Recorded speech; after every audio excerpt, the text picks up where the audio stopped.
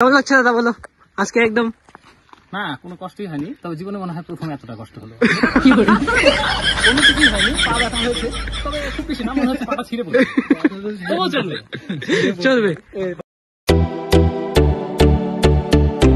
এখন বাজে ঠিক 7:45 সকালে, আমরা বেরিয়ে পড়েছি আরেকটি ভ্রমণের উদ্দেশ্যে। দাদা আমি আছি এখান থেকে, আজকে যাবো শিলিগুড়ির দিকে। তো ভাই আমাদের সামনের থেকে আমাদের জয়েন করবে। আজকে আরো দুইজন যাবে আমাদের সাথে, কিন্তু কোথায় যাবো সেটা এখন বলবো না। আজকের একদম সারপ্রাইজ থাকবে জায়গাটা। তো আমাদের সাথে থাকো, দেখো সকালের আমাদের গাছের পরিবেশ।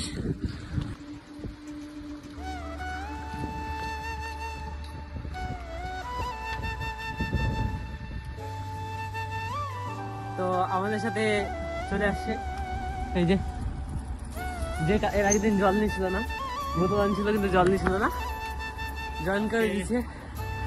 আনছিস তো আজকে?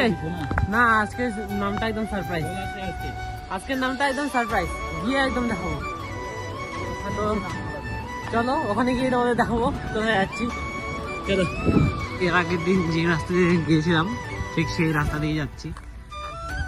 সামনে আমাদের যে বাসতলাটা যেখানে দাঁড়িয়েছিলাম সেদিনটা, কাঞ্চনজঙ্ঘাটা আজকে খুব ক্লিয়ার দেখা যাচ্ছে একদম। দার্জিলিং মোড় চলে আসছি, এই যে যেখানে জয়েন করতেছে আমার সাধু মামা ভাগনা, এটা একটা ভাগনা যাবো। তো আমরা শিলিগুড়ি পার করে, শুকনা পার করে এখন অনেকটাই চলে আসছি, যাচ্ছি সামনে। আর আজকে আমরা আছি টোটাল 5 জন।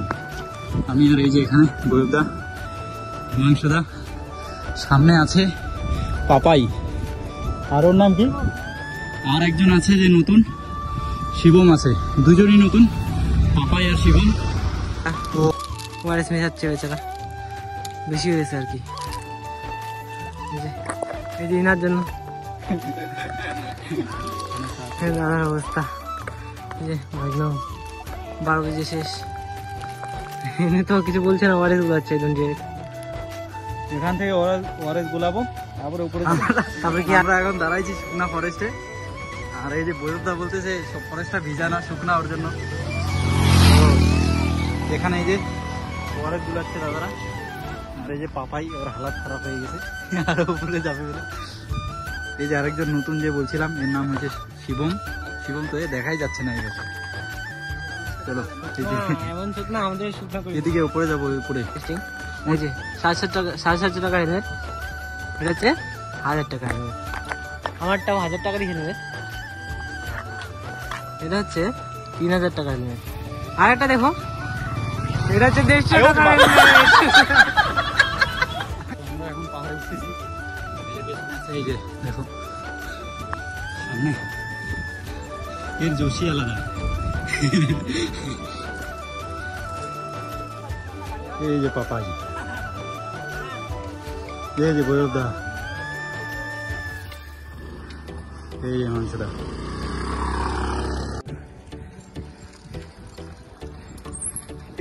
আমরা অ্যাক্সিডেন্ট হবো নাকি?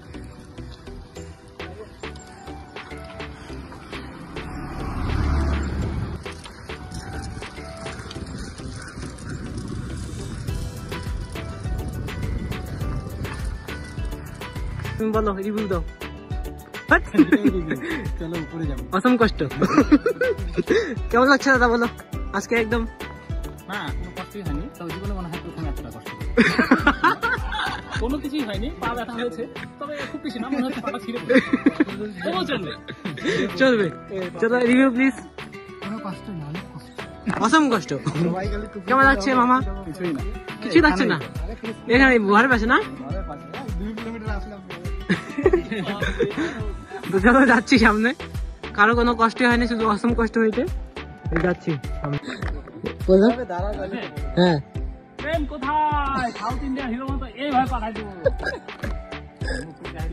চলে আসছি, রংটাও বানাচ্ছে, উদ্বোধন হয়নি মানে, কাজ হচ্ছে।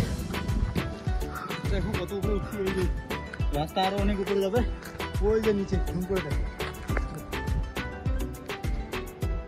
দাদা ওখানে দাঁড়ায় পড়ছে, আমরা আরো উপরে যাবো। ওটা উপরে জায়গার নাম যারা জানে জানে, নাহলে উপরে গিয়ে বলতেছি। উপরে একটা জায়গা যেখানে যাচ্ছি, কিন্তু অনেকটা আপ। আমরা দুজন এত দূর চালাই আসলাম, দাদা পারে না, দাদা বেশ দম নাই।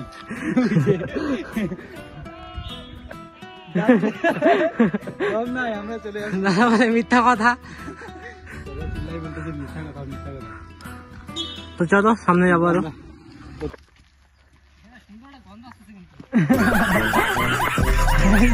এইটা সুন্দর গন্ধ। অনেক উপরে আসছি, দেখো ওই যে ঢালু, এটা দেখো, ওই দেখো কত আপে। আমার একটা জিনিস ভয় লাগতেছে, সেটা নামার সময় যে আমাদের ব্রেক কি আসলেই সহায় দিবে। যদি ব্রেক আবার লুজ হয়ে যায় এটা তো অবস্থা। হ্যাঁ তা সত্যি কিন্তু ব্রেক খুলাবে কি? আমারটা তো আরামসে খোলা যাবে, কারণ আমি দেখলাম তো কন্ট্রোল ভালো আছে। আমাদেরটা কিন্তু অনেক খারাপ। যদি হয় এরকম তাহলে হয়ে যেত। আমার মনে হয় আমি যে দেখো ওই আপগুলো এমন স্পিডে নামবে। সবাই খাইতে বসছি, এই আমারটা দেখো, খাই না, আমার লোভ লাগে না, কষ্ট যাচ্ছে। খাচ্ছে দাদা, এই আমাদের মদন লাল কলা খাচ্ছে, কলা খাচ্ছে। দুইটা ও রুটি আনছে, দুইটা রুটি খাবে। তো আমরা প্রায় পৌঁছে গেছি, আর 3-4 কিলোমিটার আছে। প্রচুর কষ্ট হচ্ছে বন্ধুরা, আজ সত্যি খুব কষ্ট হচ্ছে। পাহাড়ের ভিউটাও তো সুন্দর, এই ভিউটাতেই কষ্টটা কমে যাচ্ছে আর কি। দেখো কত সুন্দর, একদম রাস্তাও খুব ভালো, ফাঁকা একদম। এত নিচে নামতে হচ্ছে এখন, নামতেও এই দেখো নেক্সট রাস্তা, ওই যে রাস্তা, এত নিচে নামতে হচ্ছে। ওই জন্য ব্রেকও আইডিয়া ছাড়া হয়ে গেছে একদম। ব্রেকও খুব একটা সাথ দিবে কিনা কে জানে, ভগবান জানে, ভগবানের সহায়। তো নামছি, রেডি নামছি। উপরে ওঠার সময় তো অবস্থা খারাপ হয়ে যাবে। অনেক কষ্টের পর শিব খোলা চলে আসছি। এত কষ্ট, দেখো এই যে এখানে যে ভিউ পয়েন্ট আছে, এখানে সবাই মানে ওই কি বলে গরমকালে যখন প্রচুর গরম পড়ে তখন চান করতে আসে এখানে। আমরা এসে গা মোছা আনি নাই ওর জন্য, না হলে চান করে দিত। যা কষ্ট হইল না আজকে, আমার শুধু আসতে।